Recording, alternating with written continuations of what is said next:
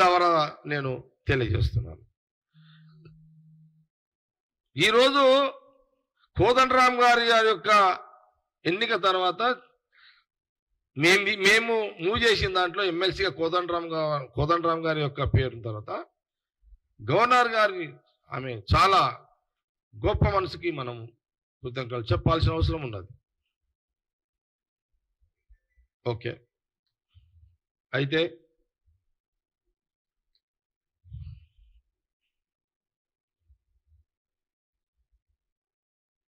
ఇదొక ముఖ్యమైన ప్రధానమైన అంశం ఇప్పుడు రాజకీయాలలో.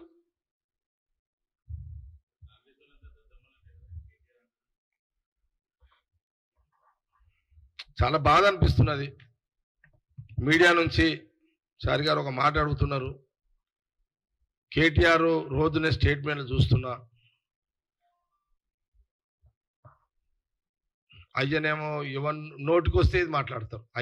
అయ్య కేసీఆర్ ఏమంటాడు, ఎవరిని పడతానికి సన్యాసులు అంటాడు. కొడుకేమో ఎవరిని పడతాలని దద్దమ్మలు అంటాడు.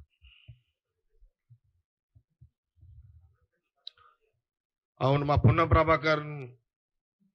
ప్రభాకర్ గారిని ఏదో అన్నట్టున్నాడు బట్టల సంగతి ఏదో.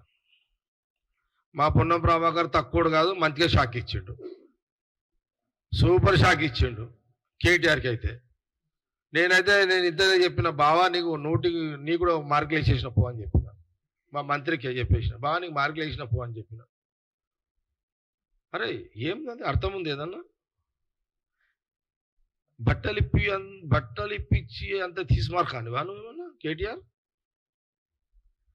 నువ్వు మా ప్రభాకర్ని నువ్వు కాంగ్రెస్ వాళ్ళని మమ్మల్ని బట్టలు ఇప్పించి కొట్టేంత దమ్ము నీకుందా? ఆ కెపాసిటీ ఉందా కేటీఆర్ నీకు? నువ్వు ఎప్పుడు వచ్చినావు రోడ్డు మీదకి? నీకు తెలుసా దాదాగిరి అంటే ఏంటో నీకు తెలుసా? పైల్వాన్ గిరి అంటే నీకు తెలుసా? ఈడ తొడ కొడితే ఆడ గుండెలు అదిరిపోతాయి నీకు. నేను ఈడ తొడ కొడితే నీ గుండె జల్లు మంటదాడ కేటీఆర్ నీకాడ. ఏం మజాక్ చేస్తున్నావా కేటీఆర్? ఏమనుకుంటున్నావు? నీకు పద్ధతి ఉందా అదేమన్నా? అంత పెద్ద తీసుమారు కానివా నువ్వు? బట్టలు ఇప్పి కొట్టి అంత తీసుమారు కానివా? చాలు. మా పొన్నం ప్రభాకర్ గారు ఇచ్చిన ఆ ట్రీట్మెంట్ సూపర్ ట్రీట్మెంట్ ఇచ్చిండు. సరిపోతుంది అది. రా, నువ్వు కావాలంటే మా బావ దగ్గర రా, ఒక రోజు రా, టైం పెట్టుకుని రాత్రిపూట రా. మా బావ టైం పెట్టుకుని రా, నీకు అంత నీకు ఇప్పాలని షోకుంటే రా. ఏమనుకుంటున్నావు నువ్వు? ఎందుకు అట్లా సవాల్ ఇస్తున్నావు? నీ కెపాసిటీ కాదది. నీకు మేము ఎంతమంది మంచి దారకాలం విప్పినాం, నువ్వెంత నేను లెక్కెంత? అట్లా కాదు కదా. అట్లా ఎట్లా మాట్లాడుతావు? నోరుంది కదా అని మాట్లాడుతూ పోతావా? మాకు రావా మాటలు? మాకు రావా తిట్లు? పద్ధతి కాదు అట్లా. వద్దు. ఎందుకు గౌరవం ఖరాబ్ చేసుకుంటావు కేటీఆర్ గారు? మీరు వద్దు.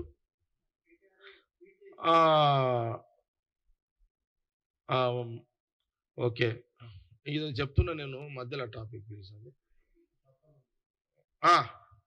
అయితే ఇప్పుడు ఇక మీరు అంటే మీరు ఏమనుకుంటున్నారు? అయ్యా కొడుకులు ఇద్దరు, మీ అయ్యా కొడుకులు ఏమనుకుంటున్నారు మీరు?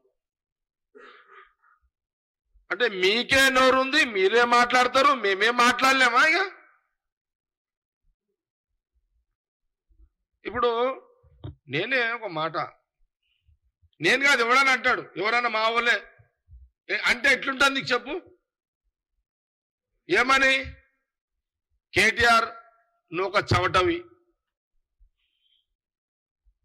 అని మా వాళ్ళు అంటే ఎట్లుంటుంది చెప్పు? హరీష్ రావు నువ్వు ఒక పెద్ద చవటవి అని మా కాంగ్రెస్ వాళ్ళు అంటే నీకు బాధ అనిపించదా? మా కార్యకర్తలు ఎవరన్నా అంటే, లేదా మా కాంగ్రెస్ కార్యకర్తలు కేటీఆర్ హరీష్ రావుని పనికిమాల వేదవాళ్ళు అంటే మీకు బాధ అనిపించదా?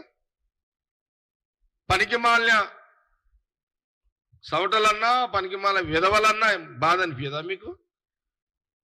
ఎందుకు నోరు వారేసుకుంటున్నారో నేను అడుగుతున్నాను. మీరు ఎందుకు నోరు వారేసుకుంటున్నారు అట్లా అనవసరంగా? మీరు మానుకోండి.